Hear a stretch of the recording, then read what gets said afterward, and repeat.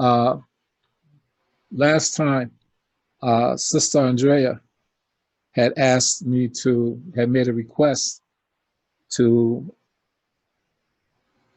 look at Zionism, and she had some questions about it, wanted to have a clearer understanding of what Zionism is. And so that was the topic, along with some other things to cover this afternoon, and sort of join them together, because that's one of the things that most people do not have a clear understanding about. Most people have a biblical understanding about the Jews as such, whether it's from the Old Testament, New Testament, as such, but they don't have a understanding of a political reality about this thing called Zionism. You know, how was the state of Israel founded? Why are the Palestinians upset as they are and being treated in the manner that they're being treated? How do all of these things tie together? Because no matter what you see happening between China and the US, the Middle East is still a tinderbox. Some historians, some individuals will say until there's some type of reconciliation between the Palestinians and Israelis, quote unquote, that there won't be any peace, because there will always be the circumstance around this avenue, and with that region of the world being important because of that natural resource called oil. Some people like to say that until Allah subhanahu wa ta'ala allows there to be an alternative energy source that's made available, that can be easily used within reason, then the Middle East is always going to be a problem because of that circumstance, okay? So we want to take a look at this thing called Zionism. The question I have, who can give me a definition of nationalism? If someone was to say, you know, you're on a game show and the $64,000 question is giving a working definition of nationalism, what would you say? Or what could be said? That's the better way to put it. What could be said that would give us an idea about this phenomenon called nationalism?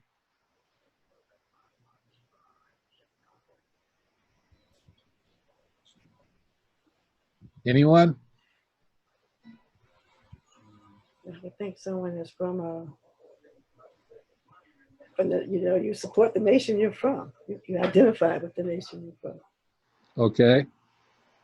Well, there's two sides of nationalism. The sister said it correctly.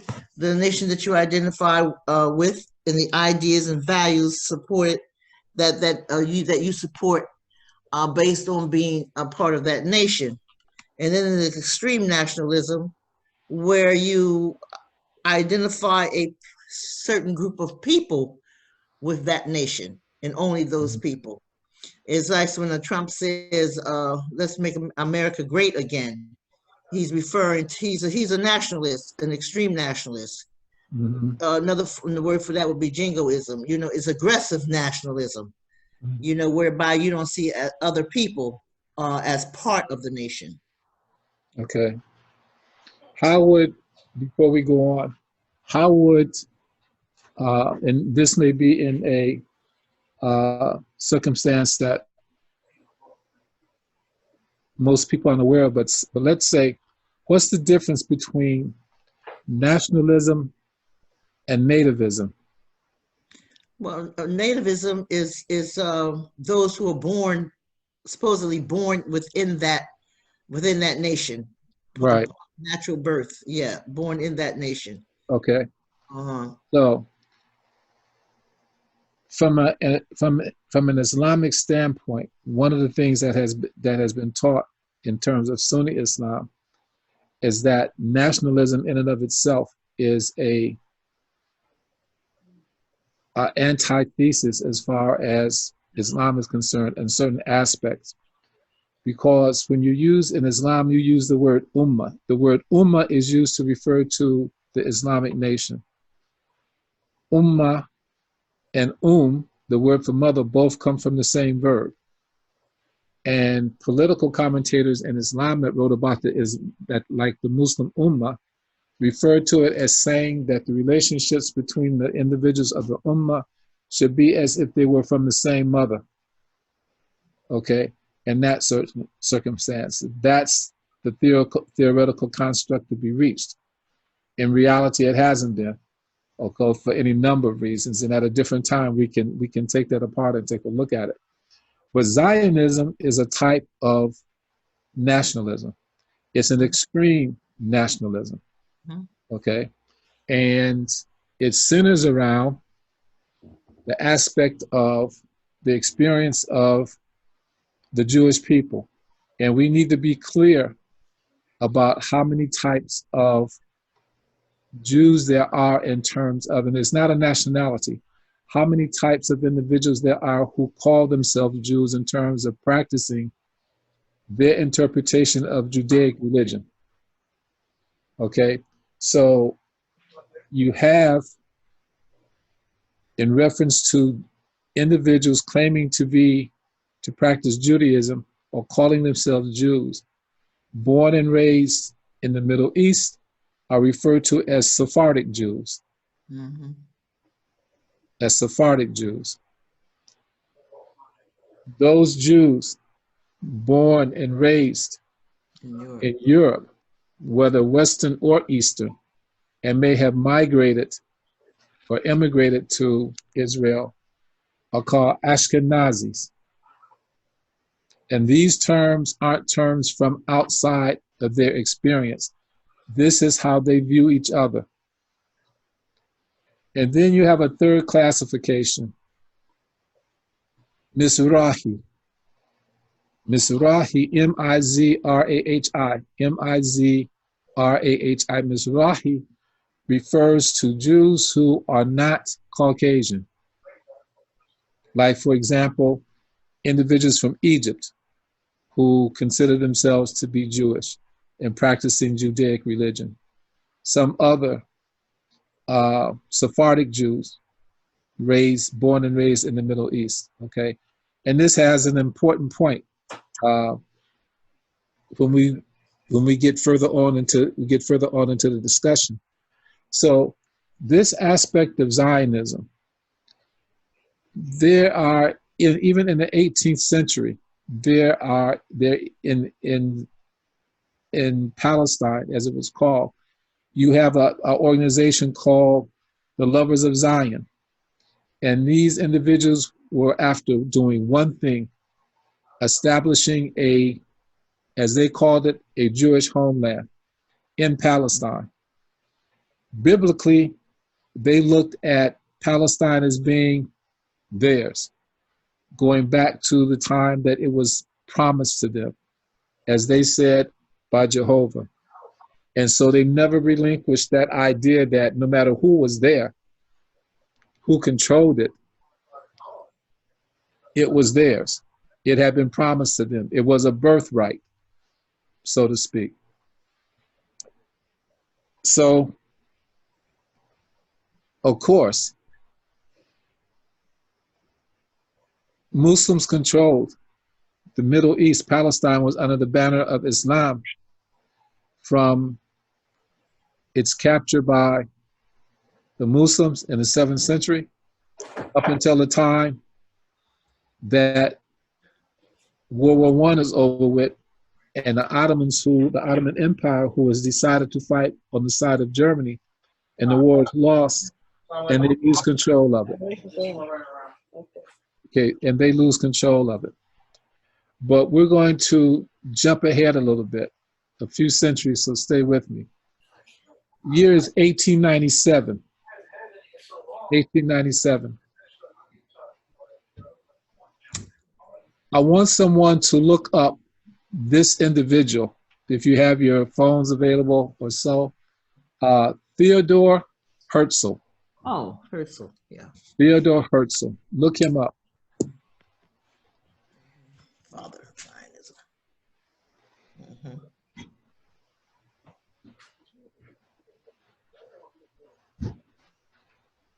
Mhm.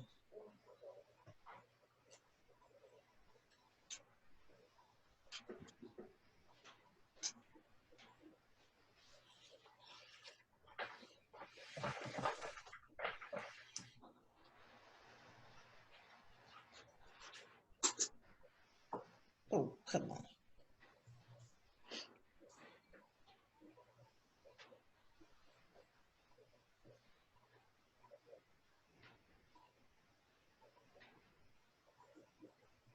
I have it. You got him? I read what it says. Yes. Theodore Hershey was Uh-huh. Go ahead. Yeah, go ahead. Theodore Hershey was an Austro-Hungarian Jewish journalist, playwright, political activist, and writer who was the father of modern political Zionism. Herschel formed the Zionist organization and promoted Jewish immigration to Palestine in an effort to form a Jewish state. Exactly. May 2nd, 1860. Died Okay. at 5:30. Thank you. Very good. So, Theodore, although there were other political activists during the time of Herzl, Herzl is given the credit for establishing this political doctrine, Zionism, that the basis of it is establishing a Jewish homeland in Palestine, okay? Establishing a Jewish homeland in Palestine. And one of the ways they wanted to do this was through immigration, leaving from Europe, because he's an Ashkenazi, he's a European Jew, okay? And traveling and being able to settle in Palestine. Now, there are reasons for this, being objective. If you were a Jew living in Russia during the 19th century into the 20th century, even from the 18th century into the 19th century, the 20th century, you couldn't live anywhere that you wanted to live in Russia. You lived in a particular area. And every year, you'd have to worry about what they call pogroms, Pogroms, pogroms. Wow. These were attacks against Jews in the very homes that they lived in, destroying property, destroying businesses, any number of circumstances. And so, you know, this went on for years, for hundreds of years. For example, during the Crusades, it's always looked at from the standpoint of recapturing the Holy Land, from the Crusader standpoint. But nonetheless, there were thousands of Jews that were killed in Europe as Crusaders in different crusades proceeded on their way to what was called the Holy Land to fight. Okay, the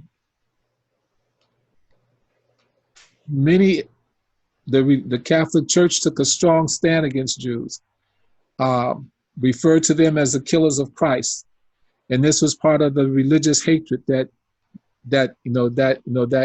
developed.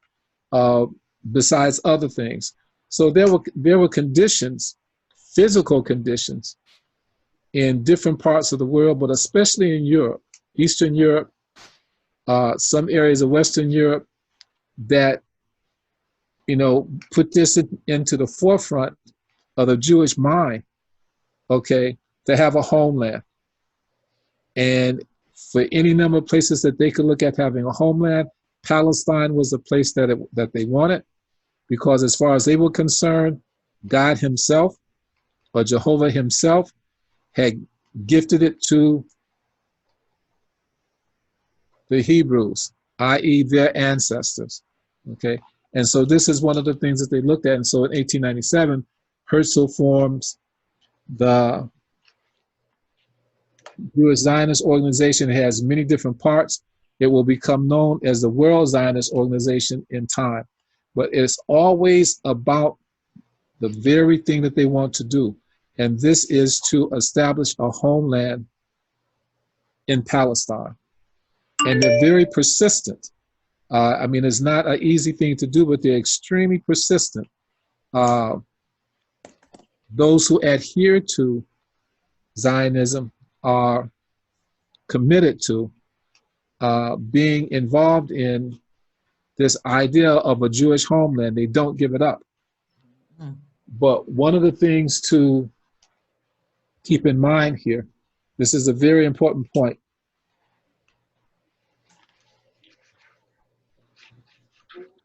Was it necessary? I have a question. Let's say we all are Jews, practicing the Judaic religion. If we wanted to be Zionists, from a political standpoint, is it necessary for us to be practicing Jews? No. Sister Sandra says no. It was my understanding that those that founded Zionism and brought it here weren't religious at all. Well, some were, some weren't. But the point is that you didn't have to be a Zionist. Not every Zionist is a practicing Jew. Right. Okay, and in terms of that, some Zionists are practicing Jews, but not every Zionist is a practicing Jew.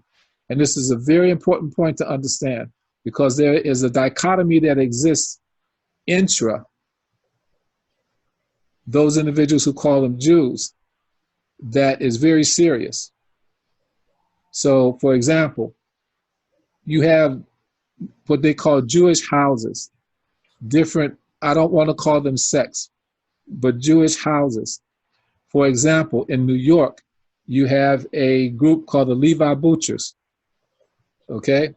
And at one time, their leader, years ago, Rabbi Schneerson, was thought to be the Messiah. Mm-hmm. But strangely enough, he said he would never go to Israel. And they asked him why. And he said, because Israel under its current political structure is an abomination. And he referred to the aspect of Zionism.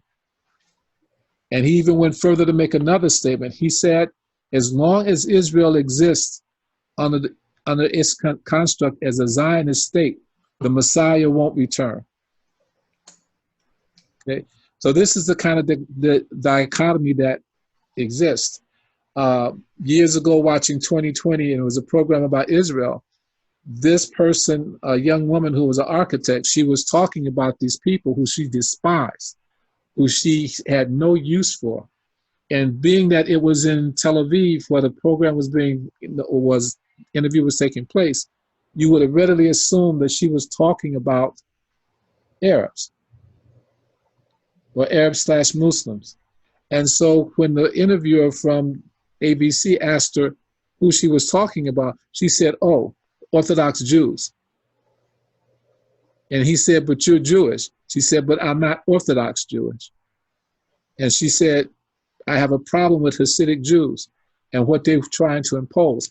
So some commentators have said, if there was a peaceful circumstance that came into existence between the Palestinians and the Israelis, that inside the Jewish state, you would probably have civil war between practicing and non-practicing Jews. Mm-hmm.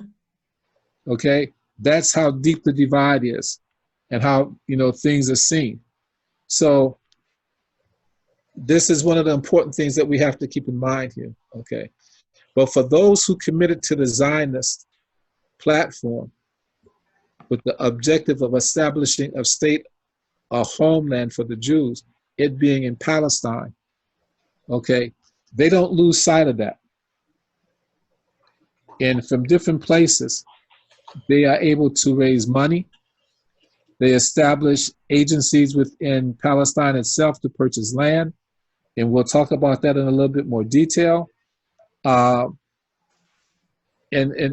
this becomes a very important circumstance. And in the meantime, what's happening with the Arabs? What's going on here in terms of things that are taking place? So keep in mind, there comes a period of time where the Muslim Ummah, if you want to call it that, is controlled by the Ottoman Turks, as they're called, which is a vulgarization of what in Arabic they're called the Uthmaniyya. But the Ottoman Empire lasts for almost 600 years, if not a little bit longer. It doesn't come to an end until the end of until 1917. And Palestine is controlled by them, just as Egypt. They have extended control over Saudi Arabia, the two holy places in time. Their reach into North Africa, Eastern Europe, the countries now that you see in Eastern Europe, what used to be the former Yugoslavia, the areas of Bosnia, Croatia, Hungary, Romania. All of these areas at one time were under the control of the Ottoman Empire, okay? And this is where we begin to look at some of the circumstances that take place. Now, I'm going to give you a date that is of extreme importance. The date is 1798. 1798.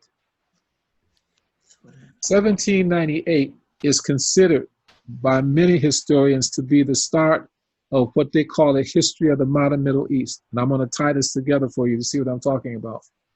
The history of the modern Middle East. And there's an event that takes place that has them look at this, to say this. In 1798, Napoleon Bonaparte, Napoleon I, invades Egypt. 1798. And pretty much conquers Egypt. Egypt by this time is under the control of the Ottoman Empire, and the individuals who are rulers there aren't Turkish, they're Mamluks. Mamluks are, and they're the descendants of mostly Albanian or Eastern European young men brought during the Fatimid dynasty into Egypt, trained to be soldiers, teachers, government officials, so forth and so on. By this time, they are in everyday operation in control of Egypt, and they send money, give allegiance to the Sultan in Istanbul. Well, in 1798, Napoleon invades Egypt. And he does it for the same reason that the Romans did before him and others, because of the abundance of agriculture that Egypt has. Because Napoleon is fighting wars against what is called a European concert headed by England. He gets there in 1798, and he plans on staying there for France to take control. But his lines of communication are cut. There are two naval battles that take place. The Battle of the Nile and the Battle of Trafalgar, in which the French and Spanish fleets, Napoleon's fleet, is destroyed by the British. It cuts his lines of communication with France and forces him to return back to France. He leads a contingent of French army there, and they are soon defeated, and the Ottomans are back in control of Egypt for a short time, okay? When World War I comes, by the time World War I comes, the Ottoman Empire is at the prey, at the mercy of Europe. It's the age of imperialism and colonization. Into the late 18th century, into the 19th century. And the Ottomans begin to lose territory. They're being attacked on the Eastern Front by Russia under the control of Catherine the Great, and on the Western Front by any number of European nations that are piecemealing and taking parts of the Ottoman Empire and controlling it. So when World War I comes, Germany makes an offer to the Ottoman Empire The offer that Germany makes to the Ottoman Empire and the Sultan at the time is that if the Ottoman Empire will side with what are called the Central Powers, meaning Germany, Italy, a few Eastern European nations like Bulgaria, that if the Ottomans will fight with Germany and they win, they're victorious in World War I, that Germany will see that all of the territory that the Ottomans have lost will be returned. Now, here in America, we don't study about two wars fought in 1912, 1913, and right before the outbreak of World War I. The most important of these two wars is the First Balkan War. The Balkan mean Eastern Europe. And here you have a combination of nations under Ottoman control: Croatia, Serbia, Romania, Bulgaria, Montenegro. They come together, form an alliance, and they fight the Ottoman Turks, and they win their independence. And so when Germany is talking to the Ottomans about coming and fighting with the Central Powers on the side of Germany, this is the land that they're talking about giving back. Okay, if we win, all the territory that you lost will be returned to you. We'll do that. It will be returned to you. And the Sultan at the time, Sultan Hamid, he jumps at the opportunity. And for the first few years of the war, it looks like Germany is going to win. But ultimately, they lose. And this is the disintegration of the Ottoman Empire. I'm covering this because it's no way to talk about what happens in the creation with Zionism and the creation of Israel if we don't understand this circumstance. Okay? So,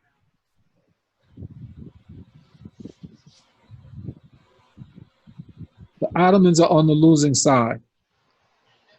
And as we said last week, World War I was a war unlike any other that anyone had seen at the time. Millions of individuals died, both soldiers and civilians. And so when the Treaty of Versailles takes place, some interesting things happen. Now, a question I have for you: who was president of the United States during World War I?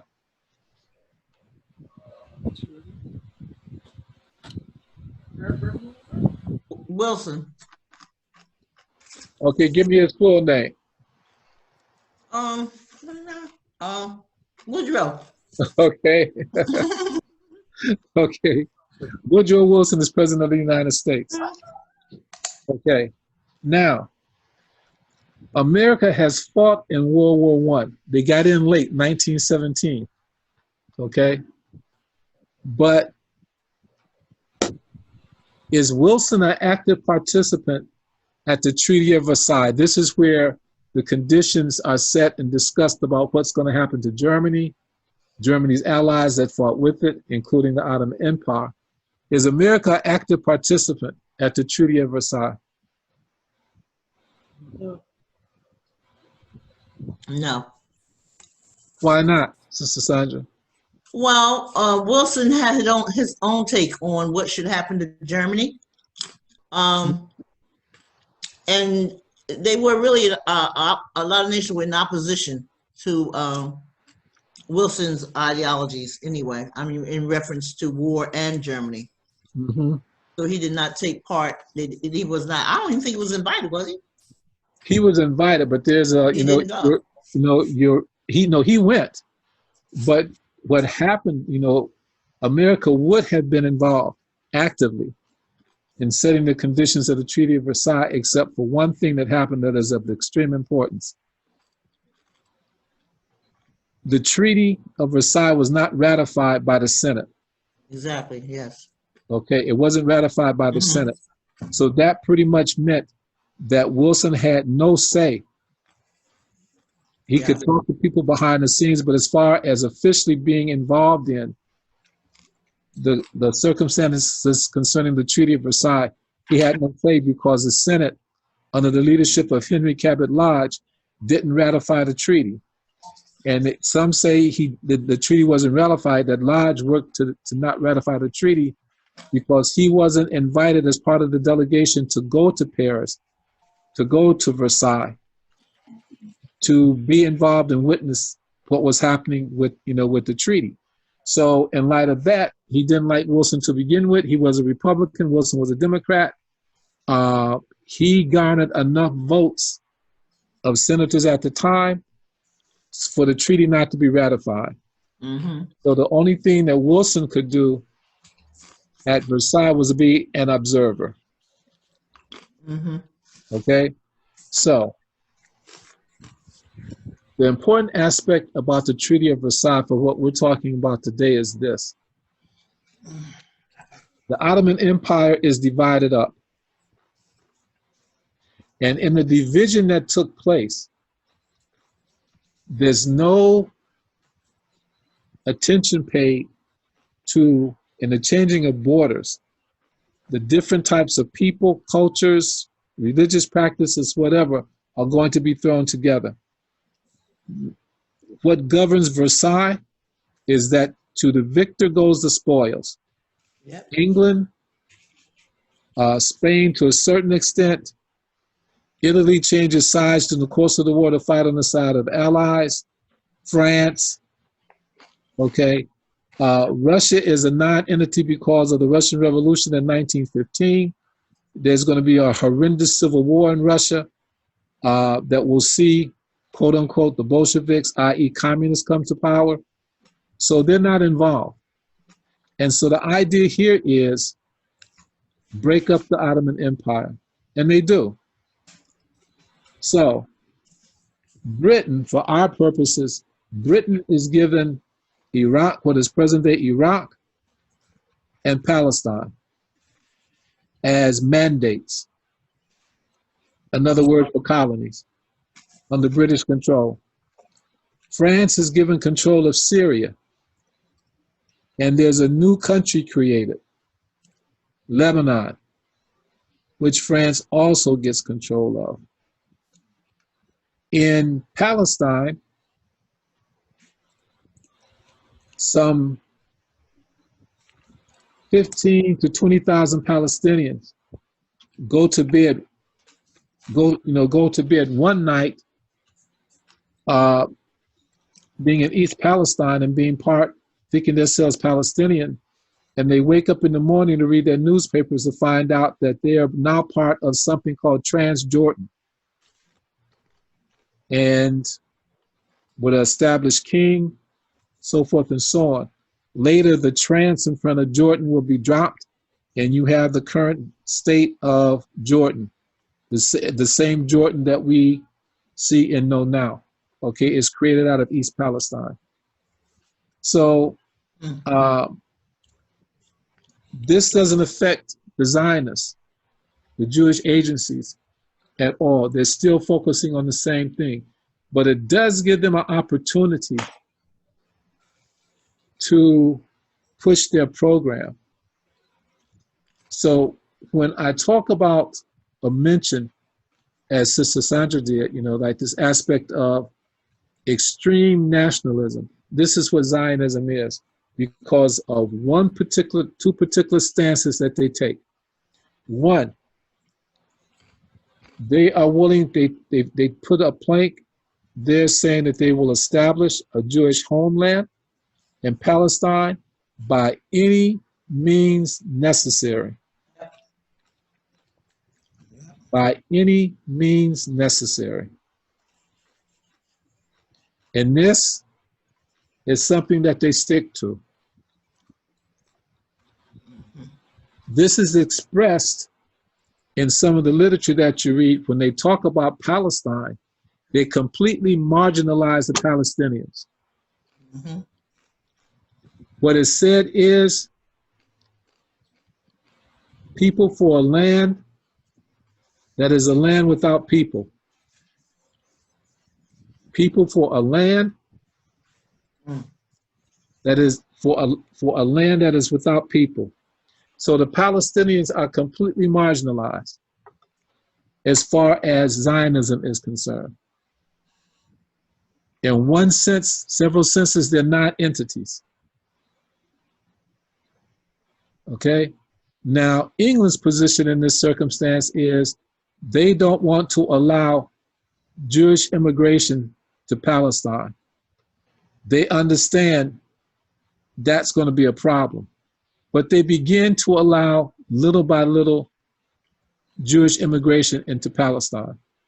The Zionists are pushing the circumstance that if a Jew, no matter where he or she is in the world, are going to immigrate anywhere, the only conceivable place that they should think about immigrating to is Palestine. Okay, and this is an important point to remember.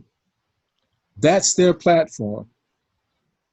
If we were Jews and we were talking about immigration and moving out of Eastern Europe, out of Russia to escape the, the oppression, or from other places, and we were Zionists, the only place that we would be thinking about going to ultimately would be Palestine. We may go somewhere else as an intermediary step, but the basic idea is Palestine. And the driving force, it's our birthright. Jehovah himself gave it to us. So no matter who's there and their circumstances, it doesn't matter. This is our land. And whatever means we have to institute to take it back, so be it. Okay? Now, many of us from a biblical standpoint or a religious standpoint, as I said, for most of us, when we look at the Jews, it's from a biblical circumstance or experience, okay? We don't take the time, or we haven't taken the time, not being critical, but as an observation, to look at the political aspects that grow out of this, okay? So the Jews portray themselves not just as a special people, but as a chosen people. And this becomes a central plank of Zionism. A central plank of Zionism. Jews, and it does something else. Theodor Herzl and other Zionist thinkers, they waged this public relations campaign to have Jews transform from being, quote unquote, practice of the Judaic religion to being a nationality. They're Jews. That becomes their nationality, okay? Even though when the state that is found is put together is called Israel, and citizens of it are called Israelis, okay? Even in today's terms, it takes a person to step forward and say, no, being Jewish, it's not a nationality. It depicts or describes a person who is a practitioner of the Judaic religion. But Zionists take that a different way. Okay, they take it an entirely different way. So during the course of the time between World War I and World War II, certain things happened, but I want to go back for just 1 minute and talk about a person. His name is Chaim Weizmann. Last name Weizmann. Some spell it W-I-Z-E-R-M-A-N. And Chaim, capital C-H-A-I-M. In 1927, he becomes head of the World Zionist Organization. He's an interesting individual because this gives you an example of how the Zionists were able to do some of the things they did regarding Palestine. Wiseman was an English citizen. His parents had immigrated to England in the 19th century. He was born in England, grew up in England, went to not Oxford, but to Cambridge, thank you.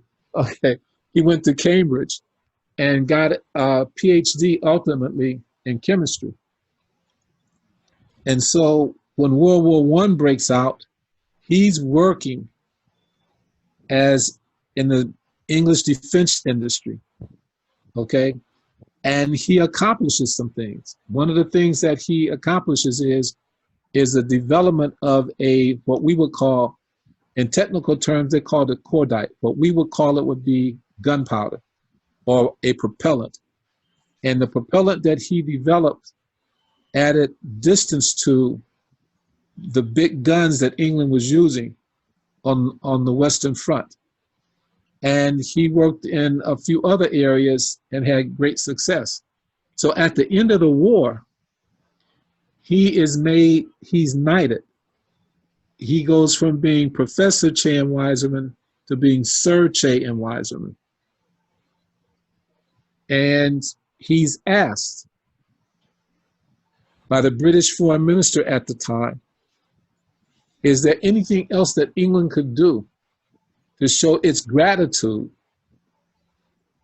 for the outstanding work and dedication and loyalty he had demonstrated to Britain and the British Crown during World War I?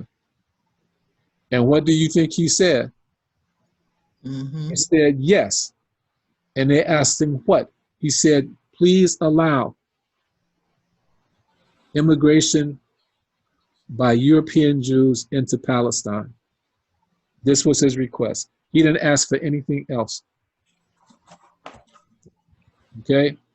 And England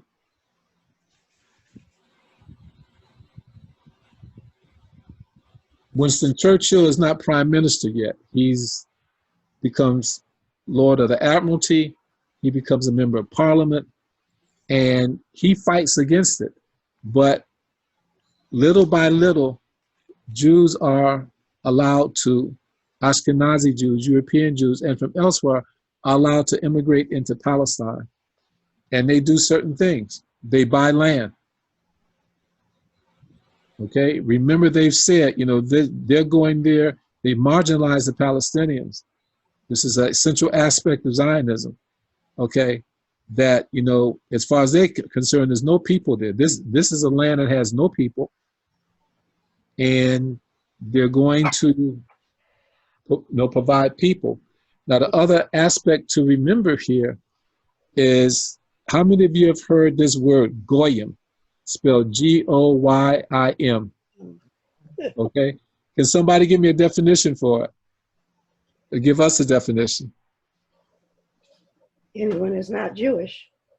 Okay, anyone is not Jewish, right? Okay, but what does that mean in context of, if, let's say, Brother Tawhid is Jewish, okay, and you're Goyim, what does that mean in terms of his relationship with you in terms of dealings?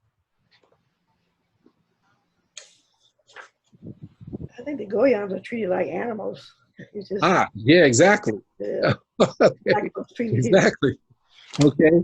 I mean, this is, when you look at the different areas in Europe that Jews are chased out of. For example, in 15th century France, the French king, Henry, he commissions a group of scholars to translate the Talmud. Okay. And once the Talmud is translated and he reads it, he says Jews have to leave France. Okay? And so some of the things that, while I was in graduate school, I had a chance to read some of the translations done. And one of the professors there was considered to be an Einstein of Jewish texts. He was an ordained Presbyterian minister, but he was an expert when it came to translating Jewish texts. And so what we found, we asked him was, in light of the chapters and verses listed, were these accurate translations? And he looked at them, he kept them for a couple of days, and he came back and he told us, we met with him, and he said yes. So one of the things that you find here is a lot of weight being put on the importance of being a rabbi, the English word today, rabbi. But some of the things said, for example, in pointing to the importance of the rabbis or the rabbis, was that when Jehovah has a problem in paradise that he can't solve, he calls upon the rabbis and their knowledge to help him handle the situation. Okay, rabbis in this time, 14th, 15th, 16th, 17th, 18th century, were feared because they delved in sorcery as well as other things. Okay, so one of the things in the Talmud that it said, you know, and the Talmud is written during the Babylonian captivity because they don't have access to the Torah. So it's this body of law that successive rabbis and generations during the Babylonian captivity wrote.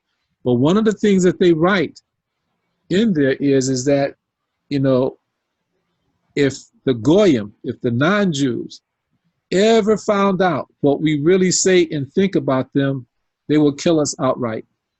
So it became almost upon pain of death, as it said in the Talmud, that if you give a non-Jew access to the Talmud, the non-Jew and the Jew should be killed. The Goyim. And as the sister said, within the Talmud, and especially amongst Hasidic Jews, Goyim are less than human. It's the same connotation of what the slave masters had of our ancestors being slaves. Subhuman. This is how, I mean, of course, in everyday language, they say, oh, Goyim just means someone who's not Jewish. But what has to happen is to take a look at, within the context of Jewish text and law, how Goyim is described. And then there's a different circumstance there, okay? So when you look at that circumstance, now we see what's happening in Palestine. The Palestinians, it takes some time for them to wake up and figure out that, whoa, these people are coming in and they're planning on taking over. And as much as they move to resist it, we also have to look at the aspect of Britain is in control of Palestine, and they don't want trouble from either side. And also we want to keep in mind, remember, the Zionist organization, and not a World Zionist organization, that plank is still there, establishing a homeland for Jews in Palestine by any means necessary. By any means necessary. Doesn't matter what they have to do, who they have to go through, what measures have to be taken, by any means necessary. Britain is okay with allowing some Jews to immigrate to Palestine, but ultimately, the Palestinians resist and violence breaks out. And now England, it doesn't matter to England. They're going to crack down on whoever it is, okay? And so Wiseman, 1927, becomes head of the World Zionist Organization. He will hold on to it for a long time. And there's something beginning to happen in Germany that upsets the whole apple cart in terms of England having control of Palestine. And it has a tremendous effect upon Zionism. And of course, we're talking about the advent of Adolf Hitler and the Nazis coming to power in Germany, leading up to the outbreak of World War II. Okay, now I don't want to keep you too long, but I'm going to talk about this one thing and set us up for next week to conclude this. Hitler's coming to power in Germany is of extreme importance. It's amazing in one sense because when you look at certain documents, the aspects of what Hitler put into place, that the Nazis put into place to deal with non-Aryans, and especially Jews, they got from looking at what was done to our people under Jim Crow and the policies and the things that were put into place. Okay, so there were experiments done on Jewish women once the Nazis got into control. Sterilization. The same thing happened to African Germans, or with the circumstance of that taking place. But Nazis looking into America, are aware of the syphilis experiment at Tuskegee, okay, and other things that have taken place. And they're pretty much enthused by the fact that, whoa, we have a blueprint here. Americans have done a lot of our work for us. We can simply transplant what they've done in the treatment of, as they would say then, Negroes, and put it into place here. And they do. But as this is happening, it strengthens the argument of the Zionists about there being a homeland for Jews, but they don't have to worry about this stuff taking place. And it also strengthens the argument that if we, by any means necessary, violent or otherwise, this is what we have to do. This is what we have to accomplish, okay? And so when World War II comes and areas that Germany conquers and captures, and we talk about the Holocaust, for me, it's not a question of whether the Holocaust took place or not. Whether it was 6 million Jews that died or 1 million, it doesn't matter. The event itself turns the world on the side of the Zionists in the hopes of establishing a Jewish homeland. This is the one important thing to understand from this, okay? If there was ever anything, an event or a circumstance that gave a quote unquote moral, political push to a nationalistic effort, as extreme as Zionism is, it's the Holocaust. And people can argue about the fact that it didn't take place, it did take place. Pretty much historical fact, it did take place. But they weren't the only individuals who, that would be my argument. It wasn't just 6 million Jews who died, okay? There were all types of other people who died in the concentration camps. Russia lost over 20 million people during the war.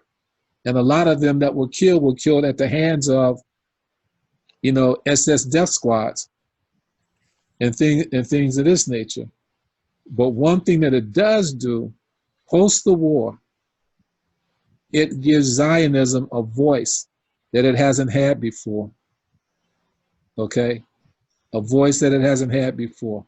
And we'll stop there if you have any questions. And, I'll continue this next week and wrap it up if you want me to. Brother Saif. Yes. Well, the first thing I had in mind was I've started my teaching career in New York in a building that 90% of the building were cultural Jews. Right. You know what I mean by cultural Jews? Non-religious Jews. Right, okay? non-religious Jews, right. And but there was one a Jewish fellow that lived in the same town I lived in, Teaneck, New Jersey, who was Orthodox. Right. And he used to ride home with me to make sure that he got home on time on Fridays to observe his religious holiday. Right. But in that experience, I learned about the hatred that they have for one another. Yeah. They hated him, they despised him because he despised them. Yep. Because they did not represent anything Mosaic. Right. Moses, no kind of Moses, anything, any law or anything. They did exactly what they wanted to do, ate what they wanted to eat, right, behaved the way they wanted to behave. Right. And I guess he was like their conscious just by being in the building, but they despised him. Yeah. Not only that, I watched them, how they used to fight amongst one another, the cultural Jews. Right. They actually fight one another amongst one another. And my thought was this, the lack of unity amongst the Jews, I say so-called Jews. I don't like the word Jew because it has a religious connotation. Right. So I don't like using that word in reference to all of them. Right. Okay, so that's why I use the word cultural Jew. Culture, right, understand. Okay, so the lack of unity amongst the diverse groups will eventually be the destruction or the destructive energy that will against Zionism, because they're actually fighting amongst each other now, but they don't show that on the we don't see it. Right. They keep it private. Yep. They keep it very secret that they're actually fighting amongst themselves philosophically and verbally and economically to stop the destruction of the Palestinians for one group. And a lot of them see the treatment of the Palestinians as a reminder of Hitler, right, and how they were treated. So they really fight against that. This is true. And they also have they march at the Jewish Museum in New York quite often, that you never see on the news. Right. That was the first thought I had. And being that what you was the last statement about the Holocaust being given impetus to the thought or the idea accepted by the world that they should have a homeland. That's why people believe, some scholars believe, that this Holocaust was orchestrated by the leaders of the Zionist movement or the Zionist idea. Right. That they actually fostered it and fed it, so that they would create this platform for establishing Israel. I have read that in some instances. Right. I've read that. I don't give a lot of credence to that, simply because if that was a circumstance, okay, if that truly was a circumstance, then you have a situation where not that it hasn't happened before, of the sacrifice of innocent individuals to accomplish a political objective. There are certain events that happen before Europe is closed behind the Nazi, before the start of the war and Germany's rapid advance across Europe. There's he was from Cornell, his name was James Lilienthal. He wrote a book called The Zionist Connection. It came out in the 70s. And in it, he talks about this aspect, that I mentioned before, about that if Jews were going to immigrate anywhere, that it'd be to Palestine. And he gives an incident called something called the Kimberley Project, that I've been trying to find other information on it. There was an opportunity to get Hungarian Jews out of Hungary, because the Hungarian government had pretty much became allies to Nazi Germany and were instituting the same policies concerning Jews that was being done in Germany proper. Now, the first place that, one of the first places that it was looked to send Palestinians, I said that they could have an intermediary stop somewhere on their way to Palestine. One of the first places that was talked about for Jews to go to was Africa. Okay, and you have not an overly large number of Jews, but you have Jews that end up in Uganda. and even some in Ghana. Okay, but the idea is they're not there for permanent stay. They're there to stay there, and when conditions, present themselves, that they go to that they go to Palestine. Okay, there's also Australia, and this is what the Kimberley Project that Professor Liedenthal talks about. He said there's an opportunity to get that President Roosevelt had arranged the negotiations to get some 1,000 Hungarian Jews out of Hungary into the province of Kimberley in Australia. And it's the World Zionist Organization that stops it from happening, with this idea that if Jews are to immigrate anywhere, it is to Palestine. And even though it's said that they're not going there to stay, okay, the fear is because there is a sizable population of Jews in Australia, and they've been very successful, that Jews would get there and not want to leave and say, hey, guess what? I don't necessarily have to go to Palestine. I can be Jewish here, and without too much problem. Okay, and so it was stopped. The reason I said that aspect of I need to see more evidence is because of my understanding of the Nazis and the intricacies of what it meant to be a Nazi. Okay, and the idea of pure Aryanism. In terms of that. Sister Sandra, you know as well as I do that after World War I and Germany loses, the Jews are blamed for the Germany loss. Okay, this is where you get the famous stab in the back theory that the Jews, in collaboration with the Allies, led to Germany's, downfall. The problem with that is that German Jews, cultural, outside of the Hasidic, the Orthodox Jews, were some of the most loyal Germans around during World War I. They put their sons in the army to fight. They worked in jobs. They gave donations, all kind of stuff. And the Jewish industrialists did their best to support the German war effort during World War I. So that.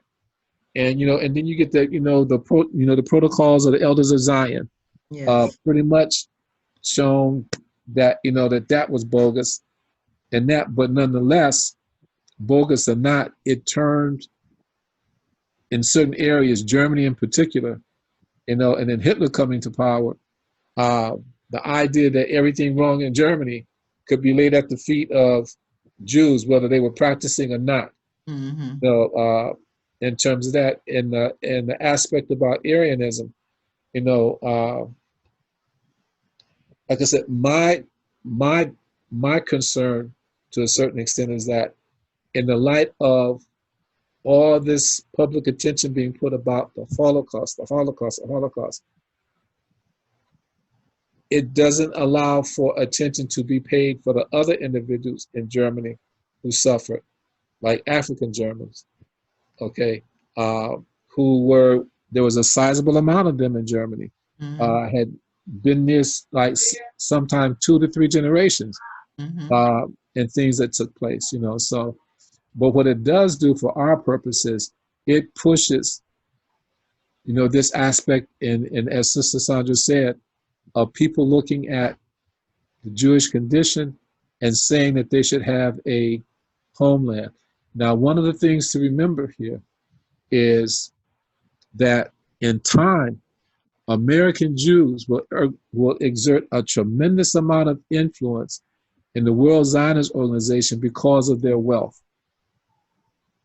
Okay? Because of their wealth. And in their positions as well in the educational system. Right, exactly. Exactly. They're very powerful in the educational system. Yeah, exactly. So the things that are being said and put forth, American Jews began to, they had a Biltmore conference, I think in 1945. they basically take over control of the World Zionist Organization because of the amount of money that they could contribute. And this is what they're saying. If we're contributing all this money for the establishment of the State of Israel, we deserve to have a say about what that's going to look like, in terms of that. So there's an incident that pretty much puts it in perspective that happens when the State of Israel by UN decree is being brought into existence. Harry Truman is told by practically all of his political advisors, don't back this move. And they tell him, like, look, you look at the world in the Middle East, look at all the Arabs who are there. And if you back the formation of this state of Israel, at the expense of what we know, and I'll go back and talk about what has happened to the Palestinians by that phrase from the Zionists, of any means necessary. He said, there's going to be problems for the United States from now on in terms of anything that we would want to do in pushing our own influence in the region, because now the Cold War is beginning, okay? Supposedly, the statement that Truman makes when he decides to go ahead and support, because at the time with the inception of the United Nations, if Truman had said the United States is not going to back the formation of the State of Israel, it probably wouldn't have happened, at least not happen as quickly as it did. But what he supposedly says, pointing to the fact of what Sister Sandra said, he says to advisors, quote, I don't have Arab constituents, but I do have Jewish constituents. Okay, this is a famous statement that he supposedly made. When he was advised, don't support the creation of the State of Israel, his reply was, I don't have Arab constituents, but I do have Jewish constituents. And, and so the UN and the American ambassador to the UN is told to cast the vote supporting the creation of the State of Israel. And we'll talk about what happens up to that point in expressing how extreme Zionism is in understanding. It hasn't changed. The aspects about, on the one hand, the current Israeli Prime Minister, Netanyahu, his father was a leading Zionist, in the World Zionist Organization, and he followed in his father's footsteps. And that doesn't go away about any means necessary in doing whatever, okay? So now you have the Palestinians basically under an apartheid system, for lack of a better expression in that. But it was something that his brother-in-law said, because his brother-in-law is a Hasidic ultra-Orthodox Jew. And they were talking about the Palestinians. And the question was put to his brother-in-law, how many more Palestinians have to die before there'll be peace? And Netanyahu's brother-in-law looked the interviewer, ABC, straight in the face and says, don't ask me that question, ask God. I don't know. I'm just going to continue to fight and to make sure they die. This is Zionism, and along with the religious underpinning at its circumstance. Okay? So in the modern day terms, when you see the Emirates, United Arab Emirates, forming a, recognizing Israel and its right to exist, in light of statements like this, you're wondering, what are they doing? And what does this mean for the Palestinians, who have their own problems that we'll talk about? But we need to understand these circumstances that are going on, because if the election happens and 45 is gone and Biden is in, it's not going to change the circumstance about America's relationship with Israel. Nope. And the Palestinians. Yeah. And it's always going to be a hot spot. Mm-hmm. No ifs and buts about it. Mm-hmm. Okay? So, does anyone else have any questions or comments? Yeah, I have one for next week maybe. We always talk about and hear about the wealth the Jewish community. Right. Where, my question is, where did this wealth start, or how did it start? How did they become so wealthy? You know, Okay. they probably stole stuff, but Okay. Yeah, I'll be glad to. Yeah, okay, Brother Tahir, that's a good one. Segregation. That is a good one. Yeah, okay, I'll be glad to add it in for sure, because that's a very important piece, extremely important piece. Be glad to. Anyone else? A question, a comment? That's a good one, Brother Tahir. Thank you. welcome. Alhamdulillah. I'll save it for next week. Save it for next week. Yeah. Because I took Judaic studies for 2 years. Oh my goodness. Yeah, I took it for 2 years, and of course I was the quote unquote only one. But I learned a lot, because you learn from people's disposition. You learn from well, a lot of my teachers or professors were Zionists. Yeah.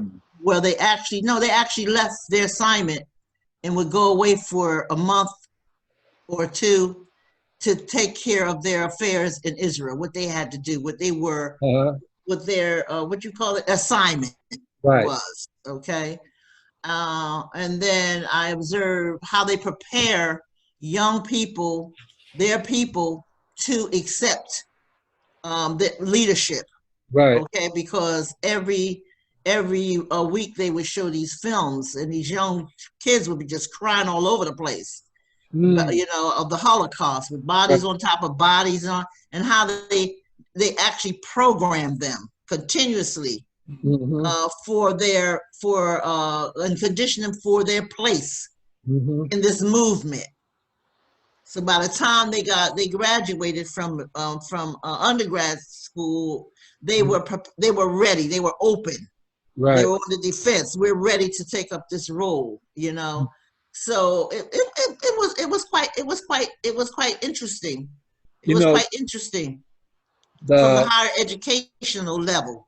You know, one of the things to this present day that Jewish young men and women who classify and recognize themselves as Jewish can do, that no other American citizen can do. Okay, when the Israeli Defense Force, which becomes the Israeli army and military, is put together, it has a plank in their doctrine that that Jews living outside of Israel can come and spend time in the Israeli military. Okay, and so Jewish young men and women here, American citizens, are the only ones who can go to Israel, spend 2 years on active duty in the Israeli military, and keep their citizenship. Yes. I had a kid at University of Central Florida, and he was, like Sister Farrakhan said, Sister Sandra said, a cultural Jew. This boy got into everything, okay? And so he missed about 2 weeks of classes, and when he shows up, I said, like, where you been? He said, I was in the hospital. He said, my father bought me, at the time it was called a Dodge Viper, real fast sports car, and he wrecked it, running into a tree. And he said, I'm withdrawing from my classes. And I said, why? He said, because it's time for me to go serve my 2 years in Israel. I said, serve your 2 years? He said, yeah, I'm going to, I'll be in the Israeli army for 2 years. And then he said, I'll come back to school and stuff like that. But they're the only ones, they had that largesse that was given to them, that they can keep the American passport, because anybody else, one of us, let's say one of us went to Ghana or to wherever, and decided to join their military. Well, that's it for the citizenship as far as U.S. is concerned. Okay, that's it. But cultural Jews, Hasidic, otherwise, young people, from what Sister Sandra was telling you, when they get to that point, they can go and serve in the Israeli military, active duty, Yeah. and keep the U.S. passport and have an Israeli passport. Yeah. Not any problem. Okay?